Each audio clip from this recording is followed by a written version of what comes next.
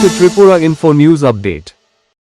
Tipper গাড়ির চাপায় নিহত শান্তি রানী দেববর্মার পরিবারকে সমবেদনা জানালেন এডিসির সিইএম রুনিয়েল দেববর্মা।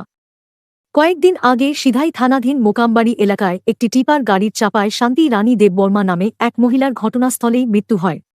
আজ মৃতার বাড়িতে গিয়ে শোকাহত পরিবারের সদস্যদের সমবেদনা জানান এডিসির মুখ্য কার্যনির্বাহী সদস্য রুনিয়েল দেববর্মা। এ সময় উপস্থিত ছিলেন তিপ্রা মথা দলের ব্লক সভাপতি দীপক দেববর্মা সহ অন্যান্য নেতৃবৃন্দ। সিইএম মৃতার পরিবারের প্রতি গভীর সমবেদনা প্রকাশ করেন এবং আর্থিক সহায়তার হাত বাড়িয়ে দেওয়ার পাশাপাশি ভবিষ্যতেও পরিবারের পাশে থাকার আশ্বাস দেন। To Tripura Info and press the bell icon so that you never miss any latest updates and news on Tripura.